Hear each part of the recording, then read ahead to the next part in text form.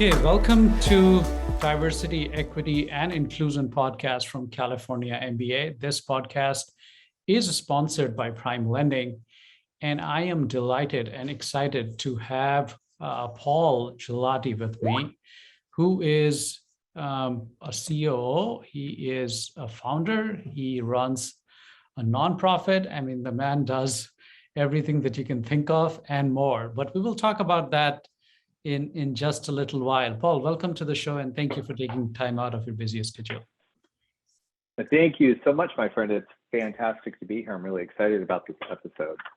So, as my host, as a new host that I am, you are my first guest, Paul, and I could not have asked for someone better than you to have the honor to interview for something which is so special and so important for California MBA, of course, but also for the industry. But before we get into the professional angle of the entire D&I, I wanted to start off on something personal, if that's okay with you, Paul, and talk more about maybe one instance that immediately comes to your mind when we talk about discrimination to begin with.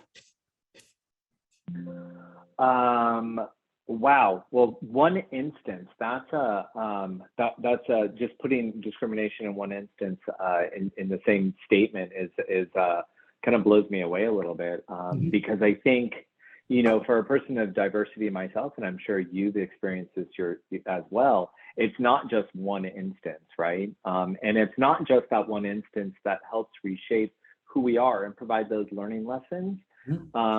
It's continuous instances that build up to. And so, to respond to you, I think the instance that sticks out to me mostly was from my younger years of being a diverse individual. And in those instances, and when I say younger years, I mean kid on, because at that point in time, you don't know how to defend yourself. Yes. You don't know that being diverse is your superhero power. You don't know what that gives you the ability to do and understand. Does that make sense to you? No, it does. It totally does. Yes. Yeah. Yeah. So, and this isn't to give any, this isn't to rattle any cages or, for anyone to look at Paul and say, oh my gosh, you went through that. But it was a rough time in grammar school and junior high school. Lots of bullying, ridicule, physical abuse, emotional abuse for being different is really all it boiled down to, right? Because back then, those kids didn't know that me being attracted to and wanting to be with someone of the same gender, they didn't really know what that was. They just knew I was different, and I didn't fit their mold. And that was a time in my life that caused me to become an introvert. And fast forward a little bit to when I came out to my parents, that experience was one that caused some emotional trauma in the very beginning of my life. When I first came out to my parents, I was told that, I would never meet the love of my life. I would never be able to have children. I was told that I would not be respectable in a profession. I would not be a respectful professional individual because I was different. And that really played a number on my head. And my parents didn't have that outlook because they're mean or cruel. But sure. Again, it goes back to how those kids treated me in grammar school and junior high school. It was just different, and they just didn't know what to do with it. I'm very close to my parents now, and I think that I have a leg up because my personality is one that I took all of those experiences and I created me, who is, has a soulmate, the love of my life, two beautiful, amazing children, and is running a couple of somewhat successful companies, maybe not successful by, dollar amounts, but, I'm changing people's lives on a daily basis with my nonprofit. And so those two instances, if somebody were to come to me to answer your question, are, the informative younger years of the ridicule of being different. You know, Sitting back, I think, I almost have an outer body experience with it. Sitting back, I think, oh my gosh, that poor kid, almost like it wasn't me. Yeah. How could that kid, that so sad all the time, Shashank, just such a sad little boy, because he couldn't find his way, because of his difference. And man, that's hard for people to go through on a daily basis. Yeah, such an emotional story, Paul, and I'm sure you've told us like a hundredth of really what you went through at that point in time. I don't want to fast forward. So you mentioned fast forward now, the person that you are, and how hugely successful you are, and everything that your parents and everybody from high school told you. Of course, thankfully that none of those actually panned out, and you're this person with beautiful kids and a loving partner and hugely successful career. But let's talk about that middle part where not the beginning, which you just mentioned, not where you are right now. Because I want other people Yeah. who are listening to this podcast and watching this podcast to understand the journey that happened from the Paul that was in high school and maybe in college to the Paul who's here now. What really happened in between? Talk to us about that journey. Oh, that's an interesting question. I think during that journey, that's when I really tried to begin to find out who that Paul was, right? This Paul that was gay. And, the first part of that journey was, even as a young adult, early 20s, in my mind, it still wasn't okay to be gay. And so I wasn't looking for a relationship. I was just looking to grow a group of social friends that were like me, so that I could understand and be accepted. I was looking for acceptance. So every corner I turned, I was looking for acceptance. And in my professional career, oddly enough, I was also looking for acceptance. No matter how hard I tried to be that individual that was dedicated and hardworking, every time I walked into a meeting, every time I walked into a boardroom, every time I stood up and talked, all of a sudden, Shashank, I was talking to those kids that were bullying me. And so what started to happen was I started to believe in what I was told as a younger person in the middle part. I started to, think, wow, you know what, you're right. I can't have a relationship. What gay person is going to have a happy, healthy relationship? How am I going to have a child? That's never going to happen. How am I going to be successful? I'm the only gay dude that's standing up in this room, and everybody's looking at me like I'm a fool because I am gay. Sure. And so it played a mind trick for quite some time. And I gotta tell you, and don't giggle, because this isn't a plug necessarily for the California NBA, Sure. but they were one of the very first steps in me understanding my professional abilities as a diverse individual. And, Susan Milazzo and the team at the California NBA were really one of the first industry expert individuals or group of individuals that looked at me and said, you're super smart. I like what you think about technology. Come and join this committee. Come and join this membership. So help us support the industry because of who I was, not, just because of Paul, nothing else, right? And once that started to happen, and at that point in time, I had met this pretty amazing guy who is a psychologist. And so he was very supportive in helping me create and understand my origin story. And so all of that stuff started to kind of brew at the same time. And what that did was, Shashank, is it helped me realize that, I'm here on this planet for a reason. Whatever spirituality anybody believes in, there's something bigger. Yes. I was created for, I was here to support other people and going through the same journey that I went through. And I kind of believe that's my that's my purpose, if you will, my calling, right? And so with that, then I had the ability to understand that um, my gosh, we're all different, really, Yeah. in some way. Mhm. And your difference to me and my difference to you is what creates our relationship and how amazing it is. And that's how relationships should really be looked at. And so I stopped, that pivotal time when I started creating a family and really growing a professional career is when I stopped looking at myself as when I started realizing my difference was good and something to be proud of. Mhm. When I realized that, you know, I I have a different spot, right?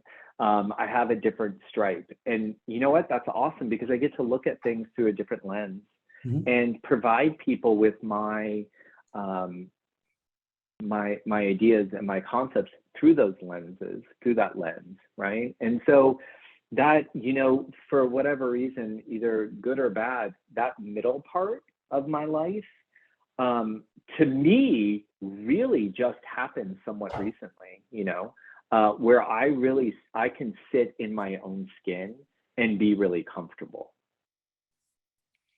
Yeah, that's amazing. I mean, that's probably a message of hope, inspiration, motivation, all of that really included for future generations. People who feel different, people who are different, or at least are seen differently from the society and their friends. That's amazing. I wanted to talk to you about something from a professional perspective that you're doing. You mentioned the fact that you had this transition, so to say, to understand that you are special, and then you have been brought. You are here on this earth to create something as special, and I see the manifestation of that in a company that you run, Access Lending Academy. That seems one of the things that I'm assuming that I'm confident that you feel very proud of from that perspective. Talk to us about the genesis of the company, what it does, and how is it so special to drive D&I in the mortgage industry. Yeah, so the genesis of it, I can sit back as an entrepreneur and say that as a hands on the pulse leader, I see on a day-to-day basis the need for education in our industry. Mhm. And I see and hang on for a second, I hope this sticks. I see the need for diversity in our industry on multiple levels, just because it's needed, just because it's fair, just because it's right, but also that diverse individual, what they bring to the table is a plethora of experiences that no other in a department, company, or industry that Yeah. has. And those plethora of experiences and a different way of looking at things supports um, innovation. And our industry really, there's a bottleneck in our industry continuously in the manufacturing process of a loan from my position. Mhm. And I do, when I say hands on the pulse, I'm also the COO at Pinnacle Home Loans, and I just drew a set of docs today because they needed to be done, right? So I really roll up my sleeves and get involved. And so I continuously saw the lack of the bottleneck that was being created because of the lack of education and the lack of diversity in our industry. And I started to formulate a concept that would support our industry, support companies within our industry, and support those diverse individuals breaking into the industry, or support those diverse individuals with an entry point into our industry based off of education. And that's what started snowballing the concept of Access Lending Academy, Mhm. which is a nonprofit education platform that provides a free 90-day education curriculum to diverse individuals, supports with job placement, and most importantly, because it took me 35 years to be okay with myself, Yes. um, also has a really robust wellness program so that those diverse individuals start to really become self-empowered and self-aware of who they are. That was the professional Paul that created Access Lending Academy. There's something really interesting also that happened, if you wouldn't mind me throwing this in really quickly. When I became a father for the first time, our son Cooper, when he was adopted, he did not have a healthy in utero experience. And we were told that he would not be able to do the things that a normal boy would be able to do, that he'd have behavioral issues, have educational issues, and he'd have dexterity problems and, balance and not have, not be quick in sports. And I'll never forget the day we brought him home after him being in the hospital for 2 weeks, and we had to do this rotation every 2 hours. He had to be fed, and he had to be fed sitting up, and et cetera. And I looked at him and I said, you're going to be okay. It's my job to make sure that you're okay, to what your point is, and to provide you every tool to be successful. Whatever that success means to you, Sure. it's my responsibility to provide that to you. And I really think that Access Lending Academy, or I know that Access Lending Academy was formed because of my personal experience as a diverse individual, watching this young child thrive because somebody believed in him, to now where my second grader reads at fourth grade level. He's in ninja competition classes. Wow. He's doing division. He reads 5 books a day on his own, because he was given the tools and somebody believed in him and just said, doctors can say what they want to say. And I strongly believe in medicine, but you're not going to be pigeonholed. You're just going to be given the opportunity. You do with it what you want. And that's a big foundation to Access Lending Academy. And that's why our curriculum is built the way it is. So there's a lot of, as you probably can tell, there's a lot of personal passion and personal call to action to the creation of it. But I think that's important because this is something that can really touch your soul and can really create lift, industry wide. No, I can totally see the personal passion behind it. And it's amazing that you take the same personal experiences, but you build different things with that. You built Access Lending Academy with the same personal passion, and you took that same philosophy, so to say, and worked with your son on that, something which even the doctor said that would not be possible, and you made it possible. I think that's the power of diversity, is the fact that we bring all of these different elements. One of the things that when I'm speaking about diversity and inclusion is that I talk about is the fact that, look, you need to have a team that looks like it, that feels like the communities you want to serve. And the reason that's important is because it's, even if you are very committed to D&I, you are not the same person who can understand what the other person is going through. So the empathy, the understanding, the culture would usually only come from the person who has experienced it. If I'm an immigrant, I'd probably be more understanding of the person who is the same. If you are a gay man, then the challenges that you went through, I could be completely committed to D&I, but I would not understand the person the way you do. And that's why when we are driving the diversity and inclusion or minority homeownership, it's about having a team that looks like the minority that you want to support. And when I see team, not just the sales team, but a lot what you are doing at Access, is because sales team can bring the loan in, but it's the processing, it's the underwriting, which is actually looking at it and saying, does this even make sense? Is this person actually going through this challenge? Are 4 people actually going to live in this 2-bedroom home? I mean, I haven't seen this before. I mean, I didn't grow up like this. So there must be some kind of fraud going on here. Or there's this trans person who changed his name or her name or whatever. I mean, I haven't seen anything like this before. So all of this diversity that you are bringing, Paul, through Access Lending, by training those people from different backgrounds and then getting them to work within the mortgage space, just contributes. I mean, it's a significant impact to the entire industry. So kudos on doing that. Oh, thank you.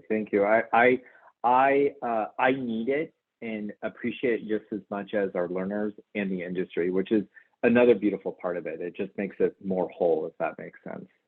It does. So one question I always end these podcasts with is that, how do you define diversity, equity, and inclusion? I mean, everybody kind of knows the theoretical meaning of it, but I also think that D&I has a different meaning for different people. And I want to understand, what does Paul think about D&I when he hears that word?